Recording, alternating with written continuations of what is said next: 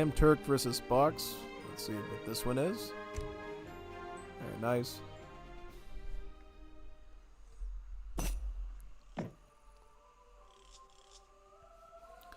Oh, wow, look at this. This is a rare oddity, folks. We got a multi-mirror. We got Multi's mirror.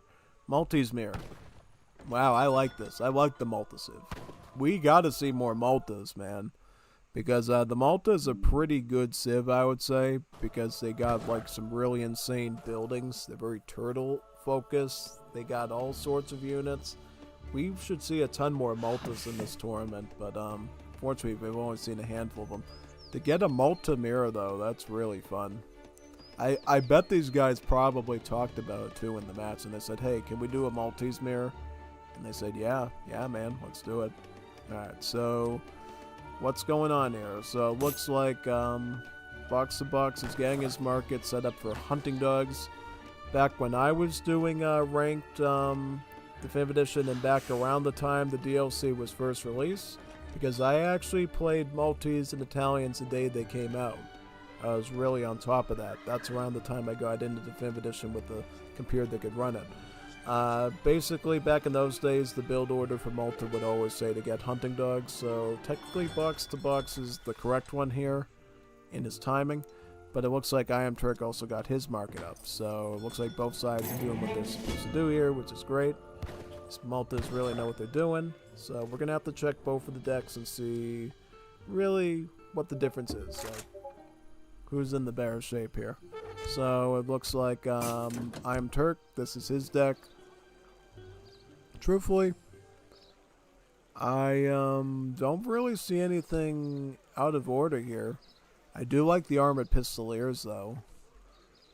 The one thing I say, which is pretty interesting, he doesn't have the Sicilian food supply card here, which is usually a pretty popular one. Now, Sicilian food supply is always a pretty cool one to go with because it not only improves your farming rate on mills, but it also gives you a huge food trickle, too. Because Malta actually is one of the only civs to only have like a single factory and stuff. So yeah, interesting to say the least. But yeah, well, let's look at the other Malta. So yep, he does have the Sicilian supply there. He also has this card, which is popular, called Vitellozia. It makes it so settlers in town centers are super duper cheap, so you can afford them a lot easier, pretty much.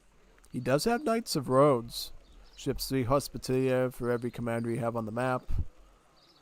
It's got the one Falcon at 1 mortar shipment. Fixed gun. This is. Okay. Very nice. This is looking the same. That's looking the same. Because normally what we do with Malta, you'll send your 3 settlers first, and then you'll actually go for this card next called the German Tongue. Because it gives you 2 settler wagons, which, as you know, that's like 4 villagers in the card, which is great. It also gives you a commandery wagon. That's great. That's like a whole defensive and unit training structure for Malta. Trains all of your cavalry, and then, depending on what kind of tongue cards you might got, it'll make those units too. On top of that, it sets it up so that your commandery can also train settler wagons, so you can go ahead and train like 4 more of them, effectively giving you like 12 settlers worth of economy between all those 6 settler wagons. So that's really nice, you know, it's a really nice boost.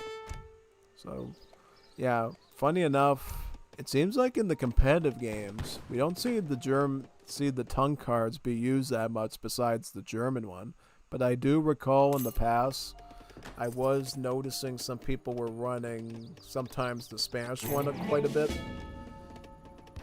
But I was shocked to find out nobody ran the British one. Like the longbow one I thought was pretty good.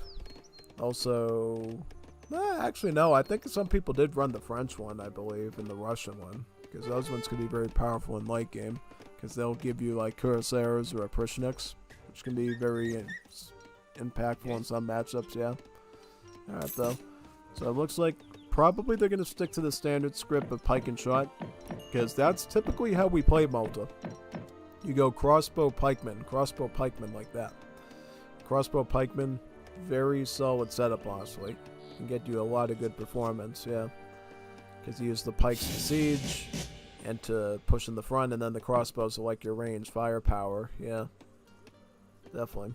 So here comes German Tongue from iamturk, followed by his 700 wood. Whereas Box, he's going for 8 pikemen. Yeah, he's going for a siege unit. Yeah. He's probably going for wood after that, I would imagine, right? Yep. Now, one card you always want to try to get as multi early on is Revnak Construction. It sets it up so that if you're near a defensive structure, can be a town center, outpost, or a commandery, which it mentions right there. I think at one point it was forts, but I guess not. Basically, it says near range building, so yeah, it should also be a fort technically as well as some other special ones like city towers. Basically, any sort of like ranged defensive building, your villagers will gather natural resources 30% faster near them. 30% faster, right? And if it's away from those, then it's only 10%. But even so, I mean, if you're not near a defensive structure, at the very least, it's like eco theory, which is not bad. And then if you're near the defensive structure, it's like literally getting a, like, more than halfway there to, like, an Imperial upgrade. So, wow. Yeah. Alright, so out of the gate, Box is hitting his commandery with the pikemen. Very good move. If you can take a commandery out, that is pretty nice, actually. That's a lot of XP he's going to get. Yeah. Alright, it looks like iamturk's got crossbowmen. Watch, pay attention, Box. Keep your crossbowmen ready because he's going to try to pick off these pikemen and save this structure if he can. So, yep, get your crossbows. See, that's why you got to pay attention there. Get up there, start hitting them. He's going to get the commandery down. Ah, what is up with these newer players? He like had one, he literally could have hit it with like one unit. This is the second time we've seen this tonight, people. You go through all this investment to take out a building and you don't even take it down. Now he's going to repair it. Oh, man. I can't watch that.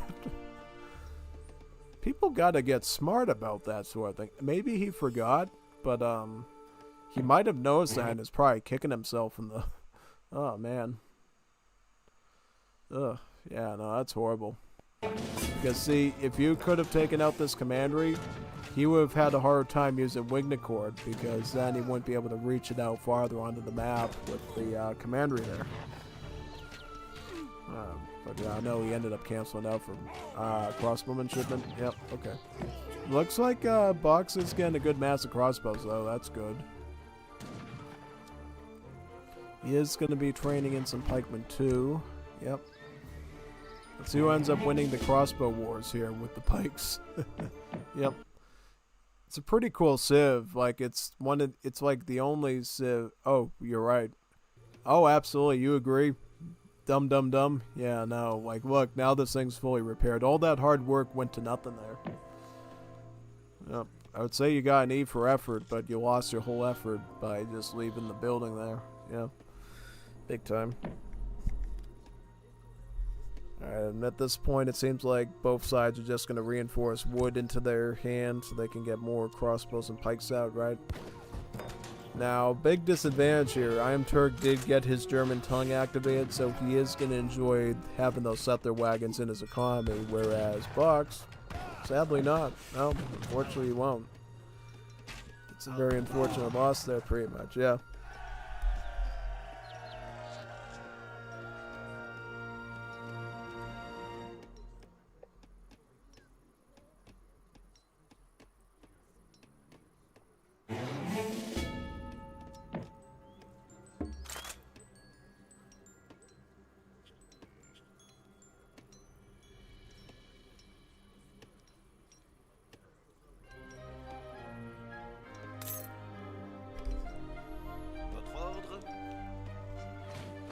Right, here comes Revnak Constructions. Now you're going to see iamturk's economy really flourish because he's going to have settler wagons with their 2 villager and 1 gather rate being like brought up by like 30% near this commandery. It's like right now already 2.21 with steel traps. Now it's going to go up to like 2.72 food gather rate. Look at that. Almost 3 food per second. That is big. Nah, definitely iamturk is winning the economic battle, you know? Yeah. Okay, so he built that commander, it looks like. He didn't even send German tongue yet. No. Now he's sort of just locked and loaded and not getting it too, which is not good. But one thing he is doing, which is technically good, he is actually going to start adding in these order hussars from the commandery. The difference between an order hussar and a regular hussar is that order hussars are slightly more expensive, but also statistically slightly stronger than a normal hussar. Also, order units do not have to be upgraded. They're shadow techs, which means when you go to age 3, they're going to be veteran stats. If you go to age 4, they're going to be guard stat. If you go to age 5, they're going to be imperial stat. So that's one good thing you enjoy there about that, is basically the fact that they, you know, don't ever have to be upgraded at all, which is great. And that's why I personally like going with a ton of tongue cards with Malta, because then it's just a ton of different army units I can pick from that are not going to need to be upgraded. Yeah, just great.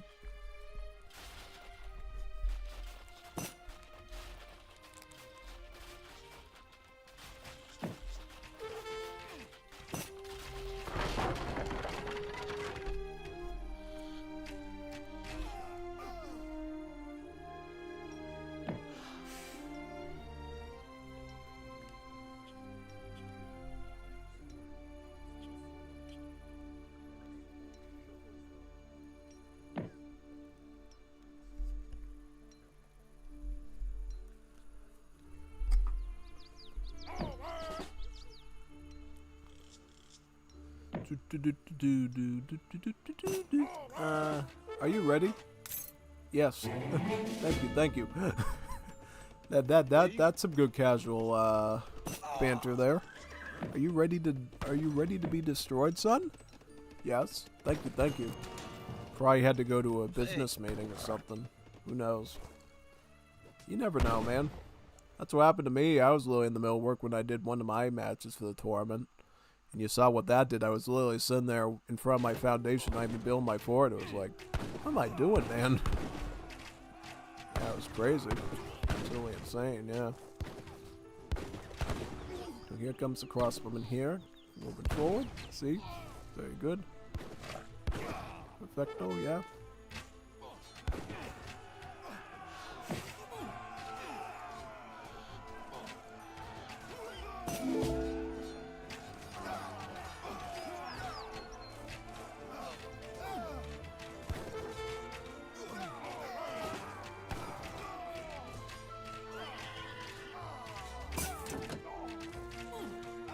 Look at these crossbowmen get to work. Yeah, very nice.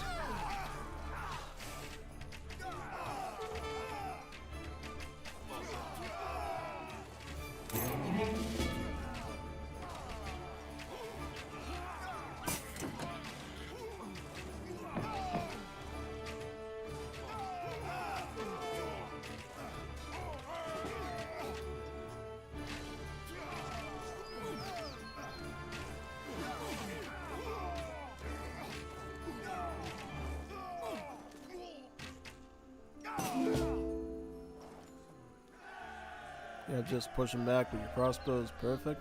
Very nice. And that should be a GG, yeah. I don't see this Malta coming back. Even with a couple of hussars, yeah. I was going to go for a trip to Jerusalem to return 10 wooden coin for every unit you have lost so far in the game, up to 1.2k of each resource. Not bad. I mean, it's like getting two crate cards in one, which is not bad at all. But a little too late in this situation, sadly. Yeah.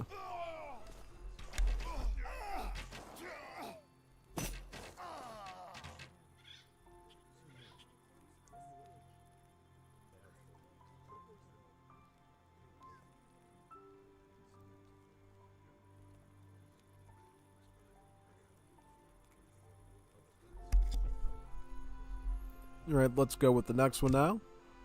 Good match there by iamturk.